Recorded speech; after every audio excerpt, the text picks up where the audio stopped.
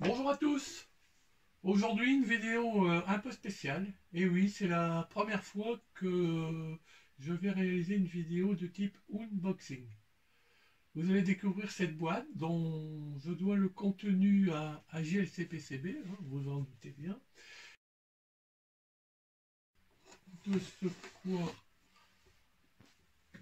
il peut s'agir.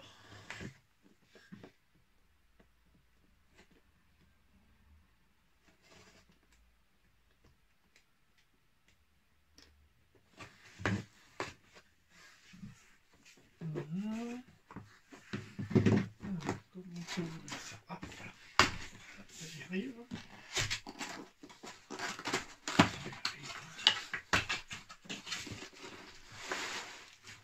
Et je le passe.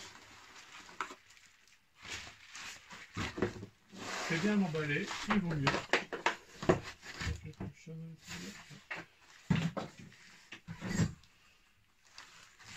Alors, je vais. Oh, oh, oh, oh.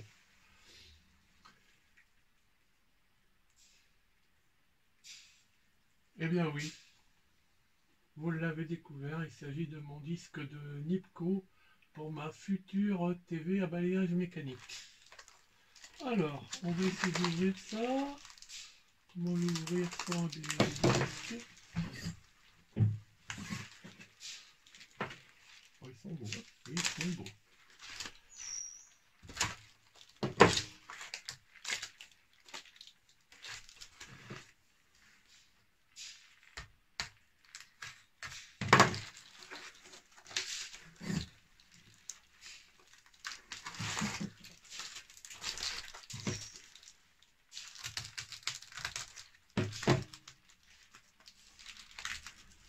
J'y arrive.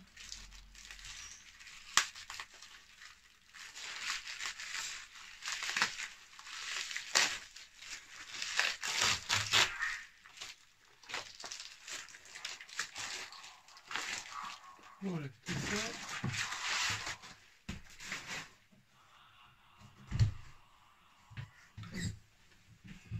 Voilà ce que ça donne.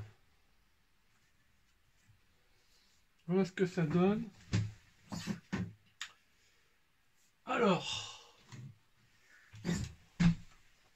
on peut voir ici, j'ai mes 32 trous de synchro que j'ai préféré mettre sur la périphérie externe.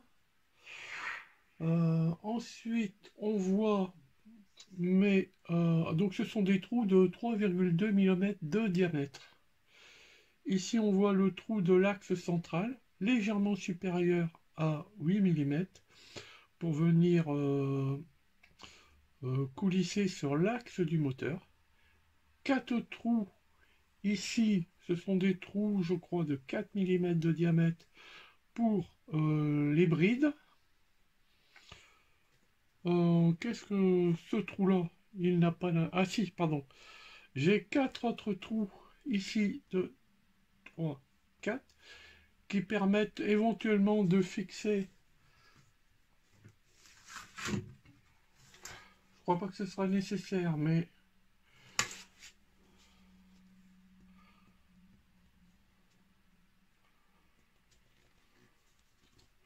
voilà, de superposer deux disques.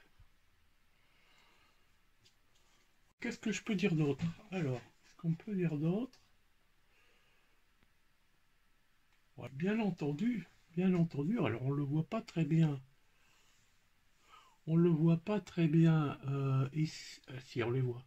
Là, mes fameux 32 trous que je pourrais appeler les trous vidéo, qui sont donc des trous qui sont espacés de 11,25 degrés entre eux. Hein, c'est-à-dire comme il y a 32 trous, 360 degrés, et bien en fait, entre chaque trou, on va dire, l'angle il est de 11,25 degrés. Qu'est-ce que je peux dire d'autre? Oui, alors ces trous sont... Bon, en fait, c'est un peu une ellipse, hein. Ils sont écartés entre eux vis-à-vis du centre. de 1 mm. Voilà. Donc là, on peut regarder. Je vais faire une chose. Est-ce qu'on va le voir sur la vidéo? Oui. Ouais. Voilà. Là, ce sont les trous qui vont me permettre de passer l'image. Voilà. Donc, a priori, ça a l'air d'aller. Ça m'a l'air très plat. On verra hein, qu'on va faire tourner le système. C'est très opaque. Voilà, c'est l'intérêt d'avoir fait un disque,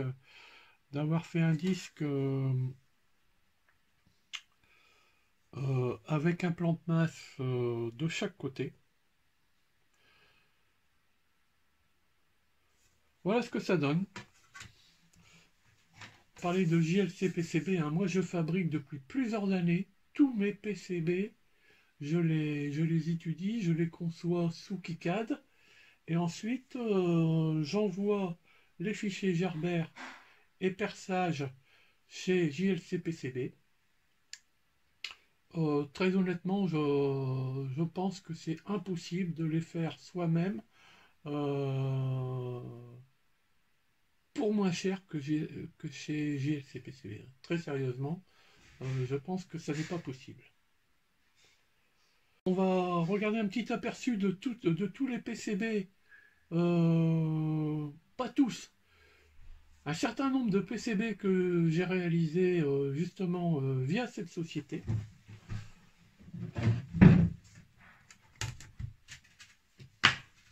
Alors,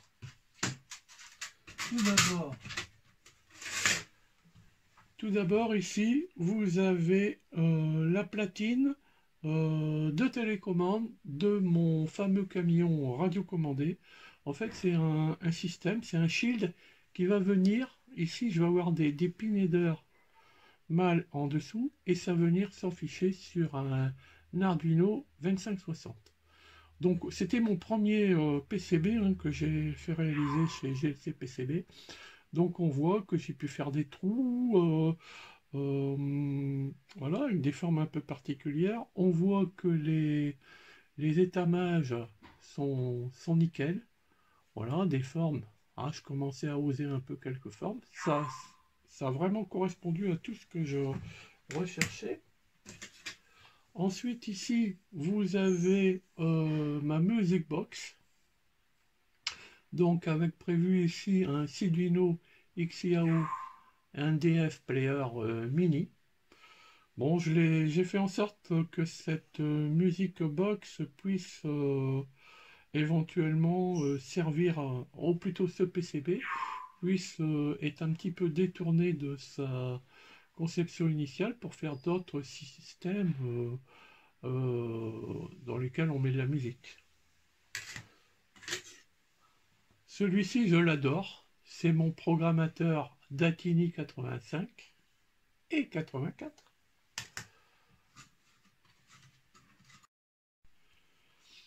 Ici, j'ai ma platine qui me sert donc pour mon simulateur de charge. Vous voyez ce qu'on peut faire hein, chez JLC PCB et KiCad. Vous pouvez faire vraiment des choses. Vous pouvez réinventer des empreintes, etc. Vous voyez, on peut faire différentes couleurs. Ici, j'ai choisi le bleu, qui est un bleu brillant. On peut faire de la sérigraphie à volonté.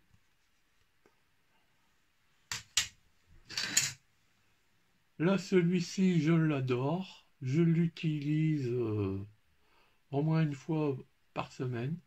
C'est ma plaquette de développement pour Atini 85. Bien sûr, j'ai des vidéos, hein, tout ça, sur tout ça. Ici, à celui-là, c'est mon détecteur de passage facteur. J'en ai jamais vu, j'en ai pas vraiment trouvé comme ça sur le net. C'est pas comme tout, hein, c'est entièrement ma conception. Et celui-ci, pourquoi il a une forme particulière, c'est il est prévu d'être plus que prévu. Il est monté dans un double boîtier Legrand. qui est situé au-dessus de ma boîte aux lettres, qui est une boîte aux lettres traversante dans le mur. En fait, j'ai remarqué que chez moi, le facteur ne passait que quand il faisait jour, et que ma boîte aux lettres était une boîte complètement sombre. Donc il suffit que le facteur ouvre la boîte aux lettres, je détecte le changement de lumière dans la boîte, et j'ai donc un signal que je peux utiliser pour dire le facteur ou quelqu'un d'autre est passé ouvrir ma boîte. Donc s'il a ouvert la boîte, c'était pour mettre quelque chose. Alors vous allez me dire, oui, mais s'il met une enveloppe, eh bien l'ouverture du clapet de la boîte aux lettres suffit aussi pour détecter le changement de luminosité dans la boîte. Ici, vous avez une de mes dernières plaquettes, hein, l'avant-dernière avec le disque. C'est toujours pour ma TV mécanique, c'est la plaquette de traitement signaux vidéo. Encore une fois, hein, vous voyez ce que l'on peut faire chez GLC PCB. Regardez ici le plan de masse comme il est nickel. Là, j'ai choisi le vert classique des PCB. Voilà, j'aurais pu choisir autre chose. Là, on voit un barrel jack. Là, on voit ici des amplis opérationnels. Qu'est-ce qu'on peut dire d'autre? Vous voyez ici, par exemple, là, le transistor, ici, j'ai changé son empreinte. Elle ne me correspondait pas, les pattes étaient trop rapprochées. J'ai modifié l'empreinte. Encore sur le camion, alors je vous dis, le camion, hein, pour ceux qui s'impatientent pour la finalisation du projet, il fonctionne, mais la partie mécanique ne me convient pas et j'y travaille. Mais écoutez, merci à tous, merci de m'encourager à poursuivre avec mes vidéos, hein. Ça me permet de ne pas garder mes montages électroniques que pour moi. L'idée, c'est de les partager au maximum et à chaque fois vous donner les possibilités éventuellement de les reproduire. Et sachez que je suis toujours prêt à répondre à toutes les questions au cas où il manquerait des détails. Eh bien, écoutez, encore une fois, merci beaucoup à toutes et à tous et à bientôt sur d'autres vidéos.